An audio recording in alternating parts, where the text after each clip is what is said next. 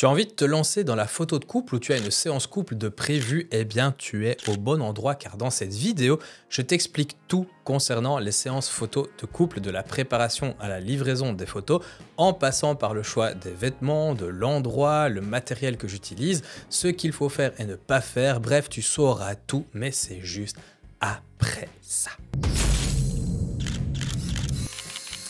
Si c'est la première fois ici, moi c'est Jonathan et cette chaîne est destinée aux créatifs de l'image qui veulent se développer ainsi que leur activité. Donc justement, si ça t'intéresse, n'hésite pas à t'abonner et à nous rejoindre pour partager et grandir ensemble.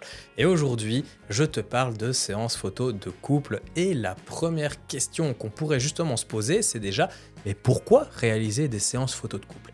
Si tu es photographe de mariage, déjà, ça peut vraiment apporter un complément à tes formules, un bonus qui va pouvoir justement te rapporter par après. Et ça va te permettre aussi d'avoir un premier contact avec le couple et l'appareil photo. Ils seront beaucoup plus à l'aise lors du mariage avec toi. Ils auront déjà l'occasion de voir un petit peu comment tu travailles. Ils auront l'habitude aussi d'avoir deux appareils photo pointés sur eux. Ils seront habitués justement à être guidés ou à être posés lors de leur séance couple, justement lors de leur mariage, et tu gagneras justement du temps le jour J.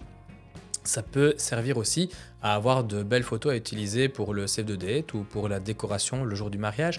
Et si le couple justement ne se marie pas et qu'ils veulent simplement une séance photo de couple, honnêtement ça peut permettre de passer un super moment un petit peu hors du temps à deux, d'avoir une activité un petit peu insolite qui change de la routine tout en repartant au final avec des souvenirs et des photos pro de ce moment-là. Donc honnêtement, c'est quand même vraiment que du bonus.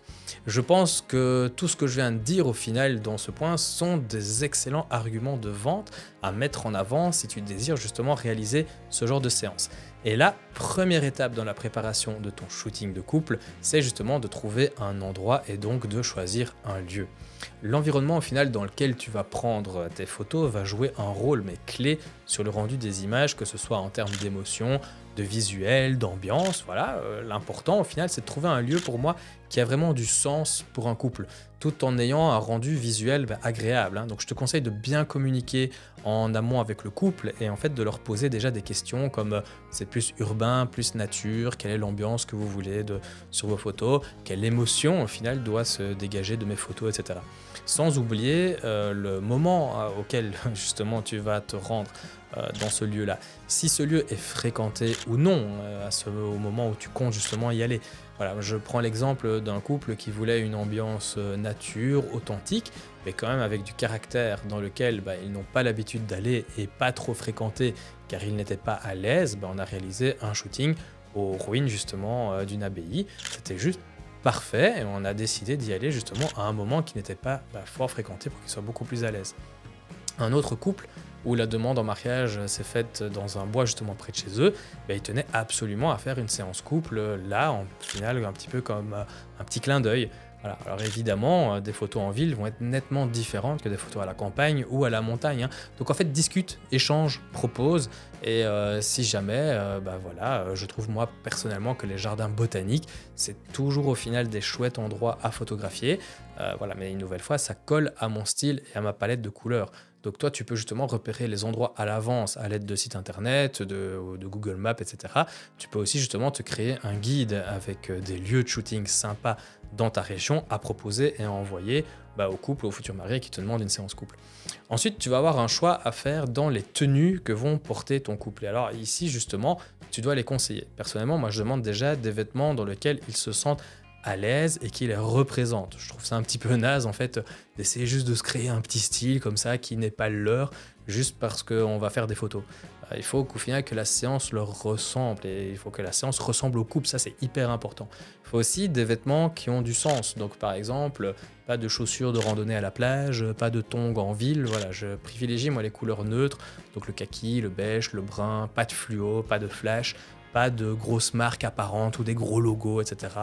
Pas de motifs trop importants sur les vêtements, des vêtements justement respirants pour éviter les traces de transpiration, tissu léger, comme ça quand il y a du vent au final ça peut aussi créer des émotions sympas.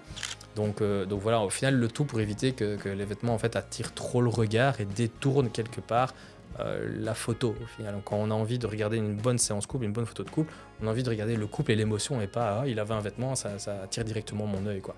Et que tout évidemment soit cohérent. Donc décider d'une palette de couleurs, moi je trouve que c'est honnêtement top, comme ici avec par exemple un shooting à Bruges en hiver où je voulais des tons chauds vu qu'on était quand même à une période de l'année où il faisait très très froid. Ce qui peut être vraiment top en fait, c'est de prendre des accessoires histoire de personnaliser la séance photo, de donner un look unique, hein. Je trouve que ça peut être par exemple un chapeau, des plaids, une vieille voiture, un skateboard, des lunettes de soleil, voilà, des couronnes de fleurs pour les cheveux par exemple, voilà.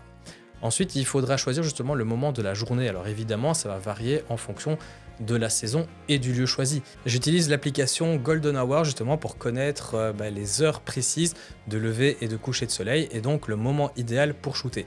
Je te conseille de bloquer au final 2 dates avec le couple en partant sur la première si la météo est bonne et si tu es en extérieur, hein, évidemment. Et alors tu peux utiliser un site comme justement Calendly pour la prise de rendez-vous. Ici en Belgique, je peux te dire que c'est très compliqué d'avoir une journée où il ne pleut pas. Donc du coup, privilégier 2 dates en disant on part toujours sur la première. Si la première ça va pas, on part sur la deuxième. Un autre conseil au final pour la pré-production, tu peux aussi proposer une activité à réaliser. Par exemple, le couple adore la cuisine, tu peux très bien faire une séance couple de type lifestyle dans leur cuisine où ils préparent un gâteau par exemple. Voilà. Il faut juste s'assurer évidemment que la cuisine soit un minimum photogénique, que ce soit rangé, etc. Mais je trouve honnêtement que ça donne des séances photos assez sympas. Je te conseille aussi de créer un petit déroulé de la future séance couple, donc des idées de pose et des photos que tu voudrais prendre, mais surtout en fait de savoir ce que tu vas dire au couple pour arriver à ce résultat. Ça, c'est hyper important. Puis tu verras qu'au fur et à mesure des séances, tu n'en auras plus besoin et que tout deviendra au final un automatisme. Une chose sur laquelle tu peux encore travailler, c'est l'état d'esprit du couple. Je te conseille vraiment de bien communiquer avec eux, de demander comment ils se sentent, leurs envies, leurs attentes, justement par rapport à cette séance photo, de bien conseiller. C'est ton rôle de photographe pro au final d'écouter, mais surtout d'entendre et d'ajuster aux besoins. Tu peux demander s'ils ont déjà été photographiés avant, et ainsi de suite. Au final, voilà, moi j'ai réalisé un petit guide que j'envoie au couple quand ils décident de faire une séance couple. C'est vraiment super pratique avec tous les conseils dedans. Donc fais la même chose en fonction de toi, ce qui te ressemble. Maintenant que tout ça est clair, tu es presque prêt ou prête à aller shooter, mais il te faut encore du matos. Voilà ce que moi je prends avec moi sur une séance couple. J'essaie honnêtement de partir léger, tout doit tenir dans mon sac à dos qui est le Wonder Provoke. J'adore honnêtement ce sac, hein. Moi j'ai ajouté 2 sangles à l'avant pour faire tenir ma veste ou mon pull si j'ai chaud, mon harnais, etc. Car oui, je photographie avec 2 boîtiers, 2 Canon R6. Je les tiens avec mon harnais en cuir que j'adore et au niveau des objectifs, j'utilise le RF 35 mm 1.8 macro et le 85 mm f1.2 que j'adore littéralement. Le 35, c'est vraiment pour les plans larges avec le détail, avec le macro, je peux faire des textures, l'ambiance générale, etc. Et le 85, c'est vraiment pour les portraits tout crémeux et bocalicious. Je prends aussi le 50 mm Tilt Shift de chez Titi Artisan pour au final créer des photos comme ça un peu plus originales et différentes. Si tu veux en savoir plus, justement, c'est dans la fiche qui est juste là. Et c'est tout au final, voilà, pas besoin de plus à mon sens. Après je peux prendre par exemple le 24-70 f2.8 en backup et un drone si j'ai l'occasion de l'utiliser. Moi c'est le DJI R3 si jamais ça t'intéresse.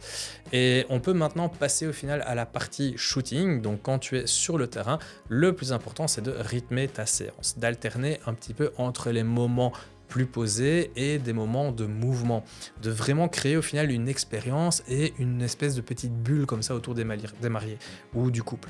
Sois vraiment très attentif, communique beaucoup, donne beaucoup de renforcement positif, même si ça se passe mal, tu dis ah mais c'est super, ah la photo là elle est vraiment bonne, ah là il y a vraiment des chouettes trucs, etc. Donc voilà, au final, c'est normal qu'ils ne soient pas à l'aise, hein, donc du coup, les encourager, dire que les photos sont top, voilà, c'est d'office toi qui vas devoir prendre le lead aussi, mais tu verras que si tu as bien préparé la séance, vraiment, ça se passera super bien.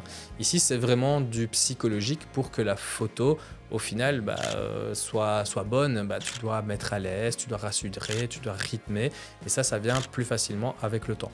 Je te conseille de toujours shooter 3 plans différents de chaque pose, un large, un moyen, un serré, histoire d'avoir le choix par après, et aussi de prendre en photo des éléments de contexte comme des textures. Le but, c'est vraiment de raconter une histoire, donc pense-y aussi. N'oublie pas de réaliser des photos créatives et de transition quand tu passes d'un endroit à l'autre, et au final, de te faire plaisir aussi, comme par exemple des doubles expositions, des photos en drone, le tilt shift ou juste celles dont tu as envie et que tu vois. Parfois des photos tendance aussi, ça peut être pas mal. Et lors de ton tri, c'est ça en fait qui doit être le fil conducteur de ta sélection. C'est quelle histoire est-ce que je vais raconter avec mes images. Ça sert à rien de rendre 400 photos juste histoire de dire le couple sera content, voilà, privilégie la qualité à la quantité. Une fois que c'est fait, tu vas vraiment passer à la livraison de tes photos, une fois qu'elles sont retouchées, et là je te conseille au final de faire de cet événement de livraison un moment très sympa qui prolonge l'expérience de la séance couple. Donc donne aussi par exemple des conseils et des consignes sur justement comment regarder les photos. Je préparais une petite playlist à écouter en regardant les photos par exemple. Propose évidemment qu'ils les regardent ensemble, mais peut-être après un petit repas en amoureux ou avant un film, etc. Qu'ils allument une petite bougie et se créent une ambiance un petit peu cosy comme ça pour vivre le moment à fond. Si jamais, moi j'utilise PicTime pour la livraison, et si tu veux en savoir plus, justement tu as la vidéo ici, juste là, et si tu veux un mois gratuit de PicTime, tu as le code To The Moon and Back, tout en majuscule, qui se trouve dans la description de cette vidéo. J'espère vraiment au final que cette vidéo t'aura donné des idées ou t'aura inspiré à réaliser justement des séances photos de couple. Si c'est le cas, n'oublie pas l'abonnement, le like, le commentaire, le partage, et on se retrouve tout de suite sur une de ces deux vidéos-là pour continuer. À tout de suite, salut!